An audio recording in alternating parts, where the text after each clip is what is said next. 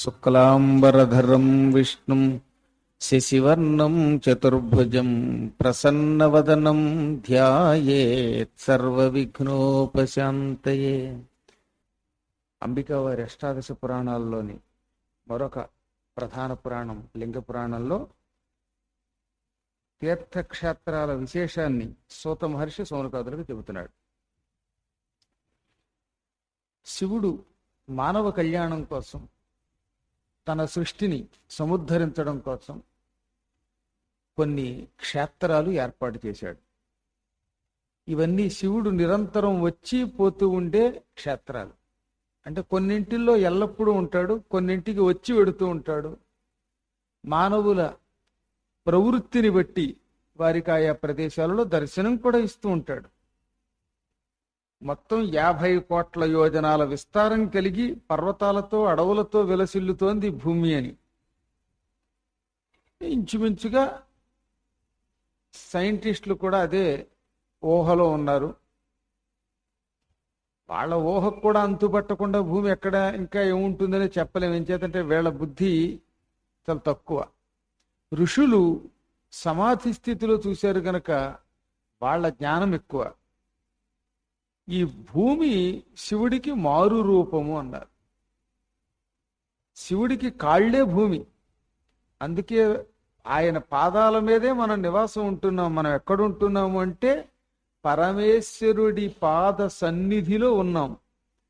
భగవంతుడు ఈ విరాట్ స్వరూపం అయితే, అంటే ప్రపంచమంతా ఆయన నిండి ఉంటే అందులో భూమి ఆయనకి పాదం.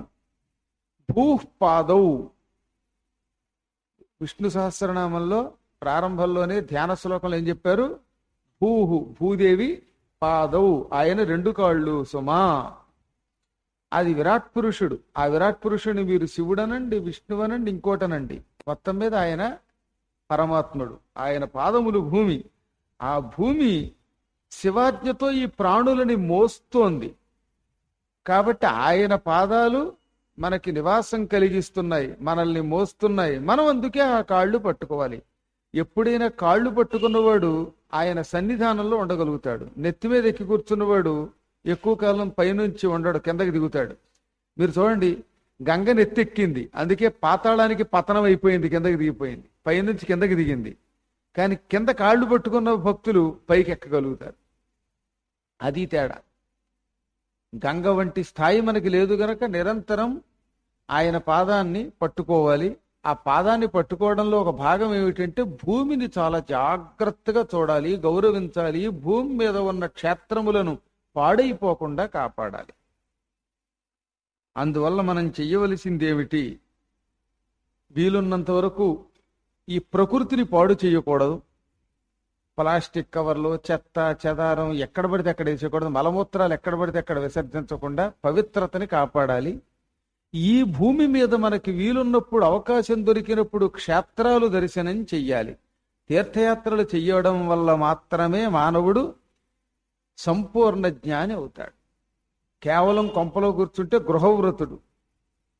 గృహవ్రతులు అయినా మీలా పురాణాలు వినగలిగితే పర్వాలేదు, కానీ అందరూ ఇవి వినరు గనక వాళ్ళకి పురాణాల్లో ఒక భాగం తీర్థయాత్రలు కూడా. ఎన్ని చెప్పినా తీర్థయాత్రలు అనేది చాలా గొప్ప వరం అన్నారు.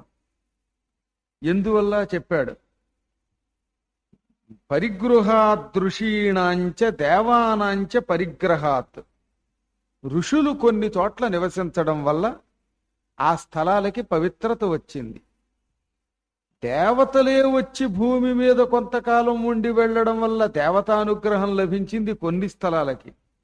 స్వయంగా తనంత తానే భగవంతుడు వెలవడం వల్ల కొన్ని స్థలాలు గొప్పవయ్యాయి. మీరు చూడండి, ఒక మహానుభావుడు ఒక స్థలంలోకి ఏదన్నా కారణం చేత అడుగు పెడితే అక్కడ కొంతకాలం పోయాక దేవతా విగ్రహాలు వచ్చేస్తాయి. మీరు మీ కళ్ళెదురుగుండా చూసిన విశేషాలే. బయట ఎవళ్ళో ఋషులక్కర్లా. ఇప్పుడు ఈ జ్ఞాన సరస్వతీ మాత ఉన్న స్థలంలో మనం 96 నుంచి మొదలుపెట్టి 3 పురాణాలు చెప్పాము, 4 పురాణాలు చెప్పాము, అంతే కదా. వెంటనే ఇక్కడ ఏమైంది? సరస్వతి ఆలయం, అమ్మవారు వచ్చి కూర్చుంది. ఇంకెంతకంటే ఋషులు కూర్చున్న స్థలం దేవతాలయం అవుతుంది అనడానికి వేరే నిదర్శనం ఏమన్నా కావాలా మీకు? పురాణాలు మొదలుపెట్టి 4-5 పురాణాలు చెప్పామో లేదో నేను ఎక్కడ కూర్చుని స్థలంలో పురాణం చెప్పానో ఆ స్థలంలో అమ్మవారి గుడి కట్టారు. ఇప్పుడు ఇక్కడ కూర్చున్నా, రేపు పొద్దున ఇక్కడేం వస్తుందో, లేదా ఇక్కడ కూడా ఏ పూజలు అభిషేకాలు జరుగుతాయో. ఎవరో ఒక ఆయన వాస్తు చూడడానికి మేము స్థలం కొన్నాము రమ్మని పిలిస్తే ఆచంట వెంకటరత్నం గారని ఆ స్థలం చూడడానికి వెళ్ళి ఆ పక్క స్థలం బాగుంది ఇక్కడ పీఠం కట్టచ్చేమో అనుకుంటే అక్కడ 3 అమ్మలు వచ్చి కూర్చున్నారు. నేను అడుగు పెట్టిన స్థలంలో ఈ సారథి గారి దంపతులు శుభ్రంగా ఇల్లు కట్టుకోగలిగారు.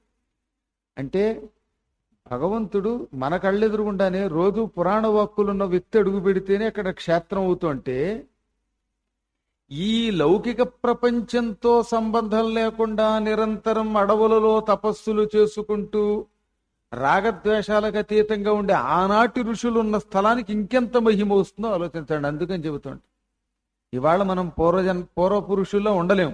ఎందుకనంటే ఇవాళ వాతావరణం అంతా కలుషితమే.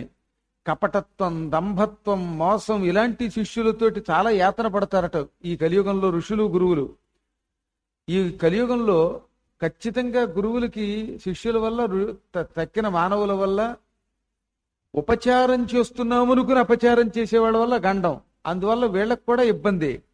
అటువంటి వాళ్ళ మహిమే ఇలా ఉందంటే, వాళ్ళు తలుచుకుంటేనే ఇలా చేయగలుగుతున్నారంటే, ఈ కపటపు శిష్యులు లేని, మోసం లేని అత్యంత పవిత్ర కాలంలో ఏకాంతంగా ప్రపంచానికి అతీతంగా జపం తపం తప్ప లౌకిక ప్రపంచంతో సంబంధం లేని ఋషులు ఏ ఏ ప్రదేశాలలో తపస్సు చేశారో ఆయా ప్రదేశములు అద్భుత తీర్థస్థలాలు కాకుండా ఉంటాయా?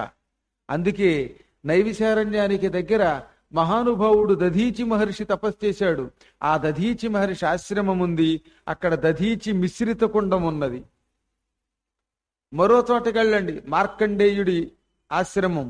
ఇంకో చోటకెళ్ళండి, వశిష్ఠాశ్రమం. మరో చోటకెళ్ళండి, విశ్వామిత్రాశ్రమం. ఇదిగో గంగానదీ తీరం బిఠూర్ కాన్పూర్ దగ్గర అక్కడ చూడండి అత్యంత పవిత్రమైన వాల్మీకి మహర్షి ఆశ్రమం. ఇలా ఆయా ప్రదేశాలలో ఆయా ఋషులు తపస్సు చేయడంతో అవి ఆశ్రమాలు అయిపోయాయి. అవి తీర్థయాత్రా స్థలాలు. ఇక దేవతలు, ఇంద్రుడో, అగ్నియో, వరుణుడో, యముడో, కుబేరుడో, మరొకడో దేవతలు కూడా భూలోకానికి వచ్చి ఈ భూమి మీద కొంతకాలం తపస్సు చేసి వెళ్ళిపోయారు. ఒక్కొక్కప్పుడు తమ పాపముల వల్ల ఆ స్వర్గాదులు విడిచిపెట్టి భూలోకానికి వచ్చారు. ఒక్కొక్కప్పుడు మహాపాపాలు చేస్తారు. ఇంద్రాదులు కూడా చేశారని, ఇంద్రుడు నిషధ పర్వతం విడిచిపెట్టి భూలోకానికి వచ్చాడని మీకు చెప్పా. భూలోకంలో నిషధ పర్వతంలో తామర తూడులో తలదాచుకున్నాడు. అలా దేవతలు వచ్చి తపస్సు చేసి తమ పాపాలు ప్రాయశ్చిత్తం చేసుకోవడం వల్ల వాళ్ళ స్పర్శ వల్ల కూడా క్షేత్రములు వచ్చాయి. ఇక మరికొన్ని చోట్ల ఇదిగో వారాణస్యాంతు విశేషం, త్ర్యంబకం, గౌతమి తటే ఈ జ్యోతిర్లింగాలన్నీ స్వయంభూలింగాలు తమంత తాము వచ్చాయి. అరుణాచలంలో ఆ అగ్నిలింగం వచ్చింది, మరో చోట జలలింగం వచ్చింది, చిదంబరంలో ఆకాశలింగం వచ్చింది, వాయులింగం వచ్చింది కాళహస్తిలో. ఇవన్నీ స్వయంభూలింగాలు. ఆ స్వయంభూలింగాలు ఉన్న చోట, స్వయం వ్యక్తమైన విగ్రహములు ఉన్న చోట అవి ఎలాగో అవి అద్భుత క్షేత్రాలే, దివ్యస్థలాలే. ఇవన్నీ కలిపి మానవులకి తీర్థయాత్రా స్థలాలు. ఒక్క గుడి ఉంటేనే గొప్ప, గుడి పక్కన నది ఉంటే అది ఇంకా గొప్ప. నది, గుడి, పుష్కరిణి 3 ఉంటే ఇహ చెప్పేక్కర్లా. ఆ క్షేత్రం మళ్ళీ స్వయం వ్యక్త క్షేత్రం అయితేనా ఇక ఆ క్షేత్రమును ఎవరూ పట్టుకోలేరు, అంత గొప్పవి. ఇలా క్షేత్రములు, తీర్థములు మానవులని తరింప చెయ్యడం కోసం పరమేశ్వర సంకల్పంతో భూమండలంలోకి వచ్చాయి. ఇక్కడ ఏమేం చెయ్యాలి తీర్థయాత్రకి వెడితే? ఇదిగో రేపు బృందావనం పెడుతున్నాం అక్టోబర్ 22న బయలుదేరి. అక్కడ ఏం చెయ్యాలి, అక్కడ ఏ రకమైన స్నానం చెయ్యాలి, ఎలా సంకల్పం చెప్పుకోవాలి, ఎలా కలశ స్థాపన చెయ్యాలి, ఇవన్నీ చెప్పాడు. పుణ్యక్షేత్రాలలో మొట్టమొదట చేయవలసింది తీర్థే క్షేత్రే సదా కార్యం స్నాన దాన జపాదికం. పుణ్యక్షేత్రాలలో తీర్థం ఉంటే అక్కడ, అంటే గంగా, యమున మొదలైనవి ఉంటే ఉన్నన్ని రోజులు వీలుని బట్టి నిత్య స్నానం చెయ్యాలి. నీరుంటే, మరి కుళ్ళిపోయి మురిగ్గా ఉంటే రోజు ఎలాగో చేయలేమనుకోండి. పవిత్రతగా కాస్త కనపడితే నిత్యము తీర్థములలో, నదులలో స్నానం చెయ్యాలి. స్నానం అయిన వెంటనే నదీ తీరంలో కానీ నదీ తీరంలో ఒక అప్పుడప్పుడు కొన్ని ఇబ్బందులు ఉన్నాయి. దృష్టి దోషం అని ఉంటుందట. ఆ క్షేత్రాల్లో ఉండే అర్చకులు ఈ దానం చేస్తే ఏడుస్తారు గనక అలాంటి చోట కాకుండా స్థానానికి వచ్చాక తిరిగి ఇంటికి వచ్చాక అనమాట, అంటే రూముకి వచ్చాక దానం చెయ్యాలి. నిత్యం చేయవలసింది ఏమిటన్నాడు? తీర్థక్షేత్రే సదా కార్యం స్నాన దాన. మొదటిది స్నానం, తర్వాత దానం. స్నానం చెయ్యకుండా దానం చెయ్యకూడదు. ఒకవేళ నది లేకపోయినా బాత్రూములో అయినా స్నానం చేసేకే దానం చెయ్యాలి. మేము స్నానం చెయ్యమండి, కంపు కొట్టు శరీరంతో లెట్రిన్కి వెళ్ళి రాగానే మీకు దానం చేస్తామంటే ఆ ఇచ్చిన వాడికి పుణ్యం కాదు, పాపం. పుచ్చుకున్న వాడికి ఏం నష్టం లేదు, వాడికి వచ్చే నష్టం ఉంది, కొత్తగా వచ్చే నష్టం లేదు. కాబట్టి ఇచ్చేవాడు ఎప్పుడు పవిత్రంగా స్నానం చేసి ఇవ్వాలి. వస్తువులు పవిత్రంగా ఇమ్మన్నామని చెప్పాం ఎవరితోటో. ఆవిడ పవిత్రమైన వస్తువులు ఇవ్వాలని 10 రూపాయల నోటు నీళ్లలో కడిగి పట్టుకొచ్చి ఇచ్చింది. 10 రూపాయల నోటికి పవిత్రత కడగడం వల్ల రాదు. అది నీకు ఇవ్వాలి అని మనస్ఫూర్తిగా కోరికొస్తే అది పవిత్రతే. అంచేత నోట్లు కడిగి ఇవ్వద్దు, రూపాయి బిళ్ళలు కడిగిస్తేనే కొంతవరకు పర్వాలేదు. కానీ బంగారం లాంటివి కడిగిచ్చినా నష్టం లేదు. ఒక ఆవిడ బంగారం కడిగిస్తే అది బంగారంలో లేదు, ఇత్తడి ముక్కలో తయారైంది. అది గొప్ప బంగారం అన్నమాట, కాకి బంగారం. ఆ కాకి బంగారం లాంటివి కడగడం వల్ల కొన్ని ఇబ్బందులు ఉంటాయి గనక అవి ఎలా ఉన్నా పవిత్రంగా ఇమ్మంటే నువ్వు మనస్ఫూర్తిగా ఇయ్యి, స్నానం చేసి ఇయ్యి అంతే. 100 నోటు నీళ్లలో 100 సార్లు తాడించి వెయ్యి ఎర్ర దెబ్బ అని బండ మీద వేసి బాతి ఆ తర్వాత పట్టుకొని చేతులు పెడితే అది 100 నోటో 100 నోటో తెలియదు. తర్వాత ఏం చెయ్యాలి? ముందు స్నానం, తర్వాత దానం, జపాదిక 3 జపం.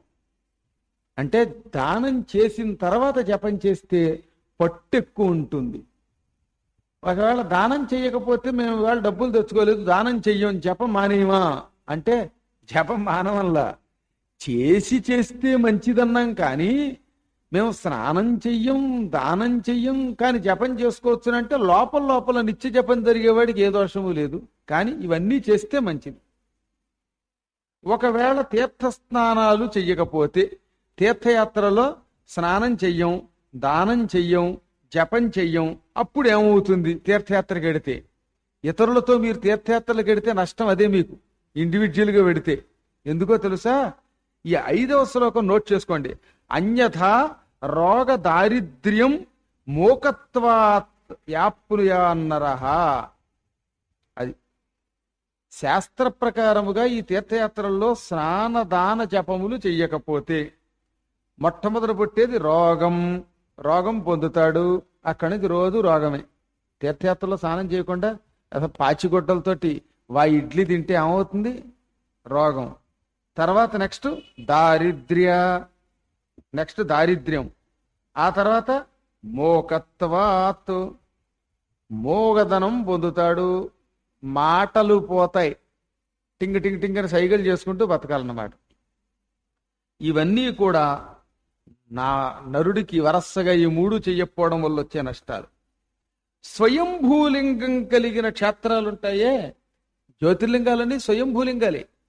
అక్కడ మరణించిన వ్యక్తికి పునర్జన్మ ఉండదని చెప్పేశారు. స్వయంభూస్థానవాసేన పునర్మానుష్యమాప్నుయాత్.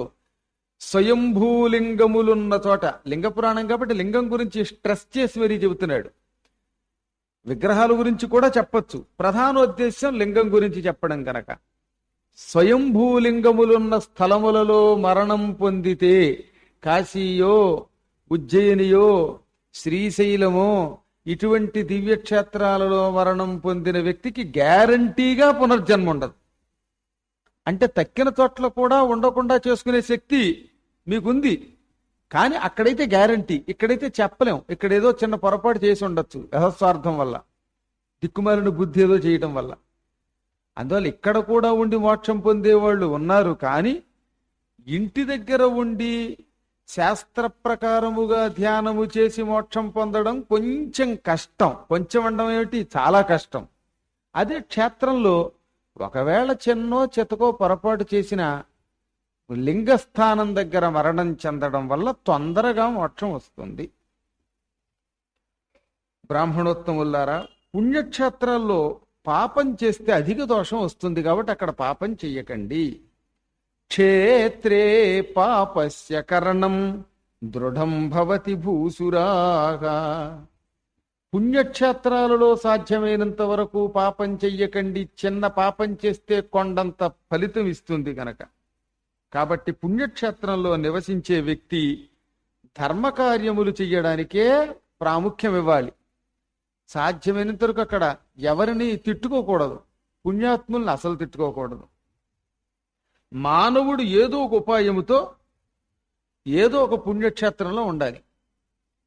అది స్వయంభూ స్థానం అవ్వచ్చు, ఋషులు నివసించిన స్థానం అవ్వచ్చు. ఆఖరికి మాబోటి సద్గురువులు కూడా నడుస్తున్న ఋషులం, పురాణం చెప్పేవాళ్ళం, ఇటువంటి వాళ్ళు ఉన్న స్థలంలో ఉంటే కూడా అది పుణ్యక్షేత్రం అని చెప్పాడు. మొహమాటం లేకుండా ఏమని చెప్పాడు? ఆర్షస్థానం పరిగ్రహాదృషీణాంచ. ఎందుకంటే ఋషితుల్యుడైన వ్యక్తి ఆ స్థలమును స్వీకరించడం వల్ల, పరిగ్రహాత్ అంటే స్వీకరించడం వల్ల. ఎవరు స్వీకరించడం వల్ల? ఋషీణాంచ, ఋషులు స్వీకరించడం వల్ల స్థలానికి పవిత్రత వస్తుందిట. అక్కడ చచ్చిపోయినా పర్వాలేదట. అందుకే పూర్వం మహర్షులు ఆశ్రమాలు వెతుక్కుని ఆశ్రమంలో బతికి చచ్చిపోవాలనుకునేవారు. ఇంట్లో చస్తే నమ్మకం లేదు మోక్షం కనుక. వెతుక్కుని వెతుక్కుని బతిమాలి, ఋషులారా మీ ఆశ్రమాల్లో ఉండనివ్వండి అని ఎందుకు అడిగేవారు? మహారాజు, దిలీప చక్రవర్తి వీళ్ళంతా వశిష్ఠాశ్రమానికి అడవికి వెళ్ళి అక్కడ యోగేనాంతే తనుత్యజాం, యోగాభ్యాసంతో శరీరం విడిచిపెట్టారు. ఇంట్లో కూర్చుని టీవీ సీరియల్ చూస్తూ చచ్చిపోవాలి, అంతఃపురం సీరియల్ చూస్తూను. అంచేత అది చూసి చచ్చిపోతే అప్పుడు తిరగ వచ్చే కాలంలో మళ్ళీ మీకు అంతఃపురంలో పరిచారికలై ఇల్లంతా తుడుచుకుంటూ పుడతారు ఆ దరిద్ర అంతఃపురంలో. మీకు మళ్ళీ వచ్చే జన్మలో ప్యూన్ జన్మే అదనమాట. కాబట్టి హాయిగా పవిత్ర క్షేత్రంలో ప్రాణం విడిచిపెట్టాలి. మానవుడు అందువల్ల ఏం చేశాడు? ఏదో ఒక ఉపాయం, నువ్వు ఏనకేనాప్యుపాయేన, నువ్వు ఏం పడతావో నీ పాటలు పడు. అయ్యా బాబు అని కాళ్లే పట్టుకుంటావో, గడ్డమే పట్టుకుంటావో, సాష్టాంగ పడతావో, ఏదో ఒక క్షేత్రములో పవిత్ర స్థలంలో విడిచిపెట్టు శరీరం. సింధో శతనదీ తీరే సంతి క్షేత్రాండి అనేకశ. ఇక్కడి నుంచి ఏ ఏ నదీ తీరాలలో ఎక్కడెక్కడున్నాయి? మనకి భారతదేశంలో సింధు నదీ తీరంలోను, శతద్రు నది, సరస్వతీ నది, తర్వాత షష్ఠిముఖా నది, గంగా నది, కాశీ మొదలైన అనేక క్షేత్రాలు ఉన్నాయి. ఈ నదీ తీరాలలో కాశీ మొదలుకొని అనేక క్షేత్రాలు ఉన్నాయి. సింధు నదీ తీరంలో శ్రీనగర్ ఉంది. ఇప్పుడు మనకి పాకిస్తాన్ విడిపోయింది గనక శ్రీనగర్కి కాశ్మీర్ రాజధాని కదా, దానికి 40 కిలోమీటర్ల దూరంలో ఖీర్ భవానీ అని ఉంటుంది. అమ్మవారికి పాలే నైవేద్యంగా పెడతారు, పాయసం. ఆ క్షీర భవానికి దగ్గర సింధు నది ఉన్నది. మేము 2004లో అనుకుంటాను వెళ్ళాం అమర్నాథ్ యాత్రకి వెళ్ళినప్పుడు. కానీ దురదృష్టవశాత్తు అప్పుడు మమ్మల్ని తీసుకెళ్ళినవాడు దౌర్భాగ్యుడు. ఆ దౌర్భాగ్యుడు ఎక్కడా సరిగ్గా ఉండనిచ్చాడు కాదు. సింధు నదిలో స్నానం చేయకుండా వచ్చాం. శ్రీనగర్ వెళ్ళి క్షీరభవానిని చూసి కూడా. శారికాదేవి అనే పేరుతో సరస్వతి ఉంటుంది. ఎక్కడ 5 నిమిషాలు ఉండనివాడు, చూడనివ్వడు, ఎక్కడ చూసినా తాగుడు. పరమ వ్యసనంతో మమ్మల్ని చంపేశాడు అనకూడదు. కానీ ఏం చేస్తాం, మా కర్మయోగం అప్పుడు ఆడు తప్ప ఎవడూ లేడు. మళ్ళీ ఇంకోసారి ఎప్పుడు అమర్నాథ్ వెళ్ళినప్పుడు అత్యంత భక్తి శ్రద్ధలతోటి ఆ సింధులో కూడా స్నానం చేయాలి. సింధు నదికి అక్కడ స్నానం చేస్తే ఎంతో పవిత్రతని ఇక్కడ చెబుతున్నాడు. ఏది? ఈ శ్రీనగర్ ప్రదేశంలో. ఆ తర్వాత సింధు నదీ తీరం పక్కనే ఉన్నటువంటి శతద్రు అని ఒక నది ఉన్నది. అది ఇప్పుడు జమ్మూలో ఉన్నది. ఆ జమ్మూ నదీ తీరంలో కూడా అనేక దివ్యక్షేత్రాలు. వైష్ణవీదేవి చాలా గొప్పది జమ్మూలో. అక్కడ హిమాచల్ ప్రదేశ్కి వెళ్లే మార్గం కూడా దారిలో ఉంటుంది. కాట్రా వెళ్లే రూట్లో మనకి దారిలో అద్భుతమైన నదులు ఎన్నో ఉన్నాయి. శతద్రు నది అని ఉంది. ఆ నదీ తీరంలో బస్సులు ఆపేస్తే అక్కడ స్నానం కూడా చేశాం. కాబట్టి అక్కడ కూడా అనేక పుణ్యక్షేత్రాలు ఉన్నాయి. సరస్వతీ నది పుణ్య, ఇంకా సరస్వతీ నది అత్యంత పవిత్రం. సరస్వతీ నదీ తీరంలో ఒకటి బదరికావనం ఉన్నది. అక్కడ వ్యాసాశ్రమం, వ్యాసగుహ ఉన్నాయి. తర్వాత హిమాచల్ ప్రదేశ్ మొదలైనటువంటి ఈ హిమవత్పర్వత ప్రాంగణమునకు దగ్గరలో ఉండే వాటిల్లో ఎన్ని క్షేత్రములున్నాయో నదుల పరివాహక ప్రాంతంలో కూడా అన్ని క్షేత్రాలు ఉన్నాయి. కురుక్షేత్రంలో సరస్వతి ఉన్నది. సరస్వతీ నదీ తీరంలో కురుక్షేత్రం, అక్కడ కూడా అంతర్వాహినిగా ఒక కొలనులో ప్రవహిస్తూ ఉంటుంది. ఆయా తీరాలలో 1, 2 కాదు అసంఖ్యాక క్షేత్రాలు ఉన్నాయి. ఇందులో ఇంకా ఈ క్షేత్రాలలో రెండు అత్యద్భుత క్షేత్రాలు ఉన్నాయి. ఒకటి గంగానదీ తీరంలో ఉన్న కాశీ, రెండవది యమునా నదీ తీరంలో ఉన్న బృంద. ఎన్ని క్షేత్రములున్నా ఈ రెంటికి సాటి వచ్చేవి లేవు. హిమవద్గిరిజా గంగా, ఎందుకంటే హిమాలయ పర్వతం నుండి పుట్టిన గంగ సాక్షాత్తు శివ శిరస్సు మీద నుంచి జటాజూటం మీద నుంచి కిందకి దిగింది. శతముఖ అని పేరు, 100 పాయలు అయ్యి వెడుతోందిట, అంత పవిత్రం. ఇక సూర్యుడు మృగరాశిలో ఉండగా ఇక్కడ నివసిస్తే చాలా మంచిది. కాశీ క్షేత్రంలో గురువు మృగరాశిలో ఉండగా సోణభద్రా నది కోరిన ఫలం ఇస్తుంది.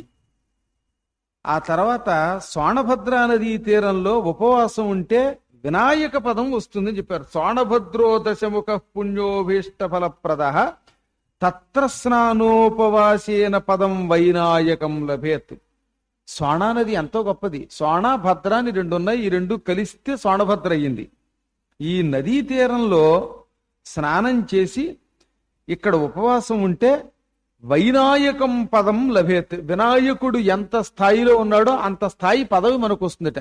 వినాయకుడి పదం అంటే మాటల అరిచి గీపెట్టి చస్తే వస్తుందా? 10 రూపాయల నోటు నీళ్లలో కడిగేసి దానం చేసినా వస్తుందా? కానీ అక్కడ సోణభద్రా నదీ తీరానికి వెళ్ళాలి. అసలు శివక్షేత్రాల్లో ఉత్తమోత్తమైనవి.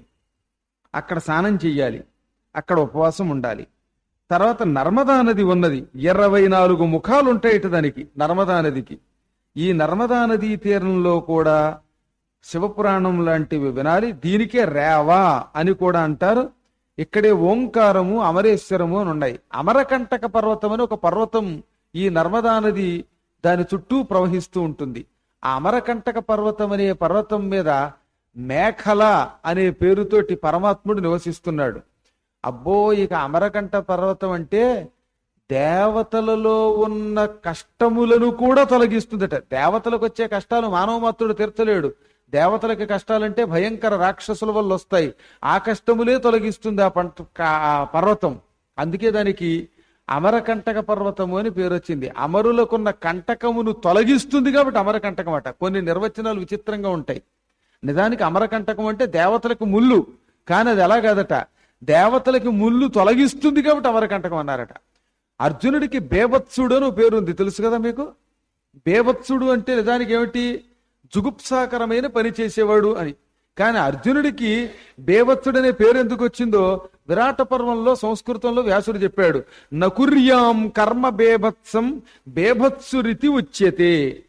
అసహ్యంగా పని చెయ్యట్ట, అందుకని బేభత్సుడు అన్నారు ఆయన. అది చూడండి, బేభత్సుడనే పేరు బేభత్సమైన పనులు చెయ్యడు కాబట్టి వచ్చింది. అర్జునుడు యుద్ధం చేస్తే ఎక్కడ ఓ రక్త ఏర్లు ప్రవహించి కాళ్ళు తెగిపోయి ముక్కులు తెగిపోయి జుగుప్సగా భయంకరంగా ఉండదన్నమాట. అదే భీముడు యుద్ధం చేస్తే చూడలేం. తలకాయలు పగలగొట్టి పుచ్చకాయలు పగలగొట్టినట్టుగా పగలగొట్టేసి ఇటు మాంసం ముద్దలు, ఇటు ఎముకలు, ఇటు నెత్తురు వెళ్ళిపోయి పడిపోతాయి.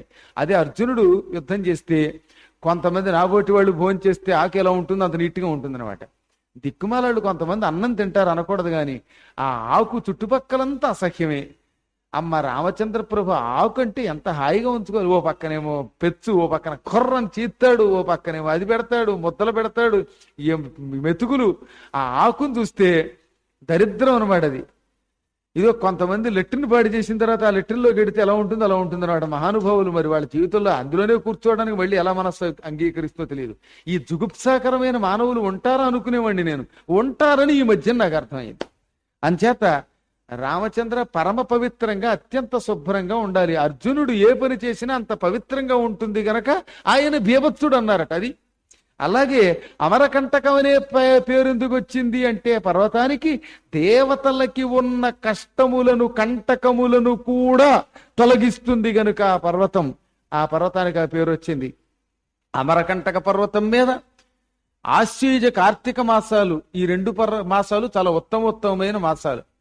ఆ మాసాలలో అక్కడ గనక నివసించగలిగితే 7 రోజులు కాని 9 రోజులు కాని, 9 రోజులు అయితే శ్రేష్టం అన్నారు. అలా అక్కడ ఉంటే వాడు 9 నెలల 9 రోజులు కాశీలో ఉంటే వచ్చే ఫలితం వస్తుందండి. ఇది ఎప్పుడన్నా మీరు విన్నారా? ఇక్కడ చెబుతున్నాడు లింగ పురాణంలో. కాశీలో 9 నెలల 9 రోజులు నివసిస్తే చాలా గొప్ప ఫలితం. తల్లి కడుపులో ప్రవేశించడం కదా. అందుకోసమే మనం బోల్డేసి ఖర్చు పెట్టుకుని శ్రమ పెట్టుకుని వెడుతున్నాం. 9 నెలల 9 రోజులు కాశీలో ఉంటే మీకు వచ్చే ఫలితం అమరకంటక పర్వతం మీద నర్మదా నదీ తీరంలో ఓన్లీ 9 days 9 రోజులు ఉంటే వచ్చేస్తుందిట. అది ఆ పర్వతం యొక్క మహిమ. గంగలో స్నానం చేస్తే పుణ్యం, యమునని దర్శిస్తే స్పర్శిస్తే కాళ్ళు కడుక్కుంటే పుణ్యం. ఈ రేవా నది అమరకంటక పర్వతం దగ్గర అంటే నర్మదా నది కేవలం అలా చూసి నమస్కరిస్తేనే పుణ్యం. ఇక స్నానం చేస్తే ఎంతో ఆలోచించండి. ఈ అమరకంటక పర్వతం దగ్గర బ్రహ్మహత్యా పాపం చేసిన ఆవు కూడా అందులో స్నానం చేసి బ్రహ్మహత్యా పాపం తొలగించుకున్నది. అంత గొప్పది ఆ నర్మదా నది. అక్కడ స్నానం చేస్తే లాభం ఏమిటో ఇంకోటి చెప్తున్నాడు ఇక్కడ.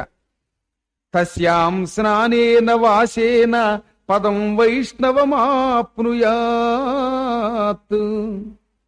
నర్మదా నదిలో స్నానం చేసి 9 రోజులుంటే విష్ణుదేవుడి సన్నిధానంలో ఉంటావు. పదం వైష్ణవమాప్నుయాత్.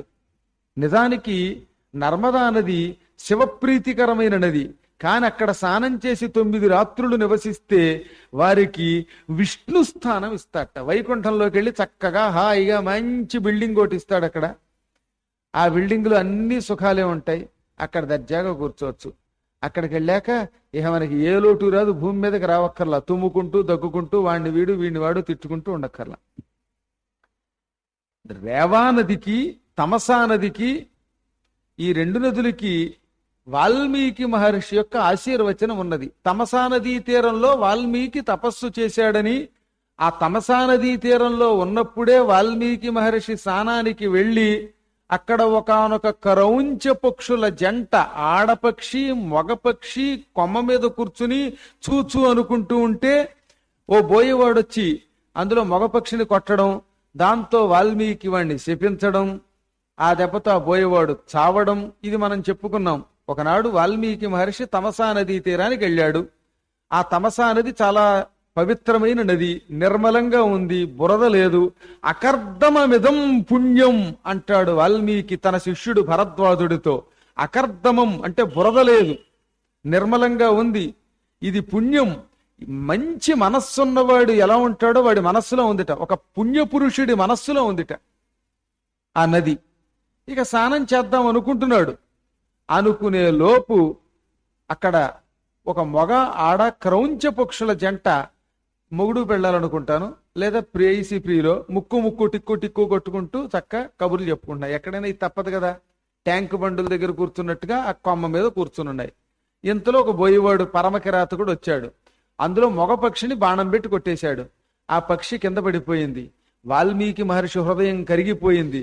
హారి దుర్మార్గుడా, పవిత్రమైన పక్షులు ప్రేమగా పక్క పక్కన కూర్చుని కబుర్లు చెప్పుకుంటూ ఉంటే అందులో ఆ మగ పక్షిని ఎలా కొట్టావురా? ఎంత పాపాత్ముడైనా జంటగా ఉన్న పక్షుల్ని కొట్టడు. రతి క్రీడల్లో ఉన్న జంతువుల్ని పక్షుల్ని కొట్టకూడదు. అనారోగ్యంగా ఉన్న వాటిని కొట్టకూడదు. ఆయువు తీరిన వాటిని కొట్టకూడదు, అంటే ముసలివైపోయిన వాటిని. అవయవ లోపం ఉన్న వాటిని కొట్టకూడదు. ఇది వేటకి నియమం. అందుకని వాల్మీకి మహర్షి మనస్సు కరిగిపోయి ఆ బోయేవాడు బాణంతో కొట్టినప్పుడు కోపం తట్టుకోలేక మా నిషాద ప్రతిష్టాం త్వం అగమస్యాసతీ సమాఘ యత్కరౌంచ మిథునాదేకం అవధీ కామమోహితం. ఓరి నిషాద అంటే బోయేవాడా, త్వం నీవు మా ప్రతిష్టాం శాశ్వతీ సమాహ అగమ, ఎక్కువ కాలం నువ్వు కీర్తి పొందవు. ఎక్కువ కాలం కీర్తి పొందవు అంటే ఎక్కువ కాలం బతకవరా అని అర్థం. స్వస్తి ప్రజాభ్య పరిపాలయంతాం న్యాయేన మార్గేణ మహీం మహీజాః గోబ్రాహ్మణేభ్యః శుభమస్తు నిత్యం. లోకాః సమస్తాః సుఖినో భవంతు.